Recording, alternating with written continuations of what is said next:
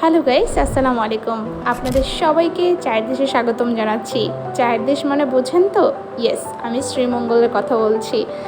আপনি কিভাবে ঢাকা থেকে একদিনের মধ্যে শ্রীমঙ্গল ঘুরে আবার ঢাকায় ব্যাক করবেন, আজকে সেই নিয়ে থাকছে আমাদের ভিডিও। তাহলে শুরু করা যাক। আমরা বাইকে করে ঠিক ভোর 4টায় শ্রীমঙ্গলের উদ্দেশ্যে রওনা হয়ে যাই এবং সকাল 8টায় শ্রীমঙ্গল পৌঁছে যাই। শ্রীমঙ্গল আমাদের খুবই দারুণভাবে ওয়েলকাম জানায়, কারণ শ্রীমঙ্গল যাওয়ার পথ সেই পথটাই আসলে খুব রোমাঞ্চকর। দুপাশে সারি সারি চা বাগান এবং মাঝখান দিয়ে সরু রাস্তা চলে গিয়েছে এবং এইগুলোই আপনার স্মৃতির পাতায় আজীবনের জন্য গাঁথা হয়ে থাকবে। পৌঁছানোর পর আমরা সকালে নাস্তা সেরে নিই এবং সাইট সিইংয়ের জন্য বেরিয়ে পড়ি।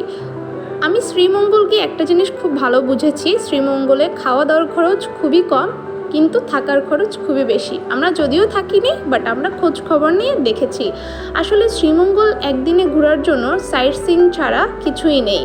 শ্রীমঙ্গলে ঘোরার অনেক জায়গা থাকলেও একদিন আপনি সেগুলো কভার করে আসতে পারবেন না। তাই বলবো শ্রীমঙ্গলের সাইট সিইং হচ্ছে বেস্ট অপশন, যেমন লাউয়াছড়া উদ্যান, মাধবপুর লেক এবং নূরজাহান টি বাগান ছাড়াও অনেক ধরনের টি বাগান রয়েছে শ্রীমঙ্গলে। আর এই সবগুলো টি বাগানের মধ্যে সবচেয়ে সুন্দর টি বাগানটা হচ্ছে নূরজাহান টি বাগান। আপনারা গেলে অবশ্যই ঘুরে আসবেন। আর 7 রঙের চা তো রইলেই, অবশ্যই খেয়ে আসবেন, যদিও খেতে জঘন্য।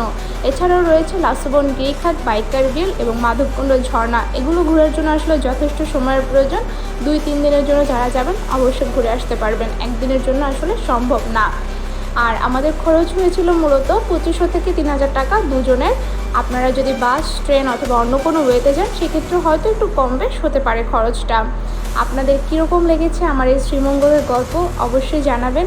একটা লাইক, কমেন্টস অ্যান্ড শেয়ার দিয়ে পাশে থাকবেন। সবাই ভালো থাকেন, সুস্থ থাকেন, এই দোয়া রইল। আল্লাহ হাফেজ এভরিওয়ান। বেশি বেশি ঘুরবেন, বেশি বেশি মন ভালো থাকবে। Bye bye.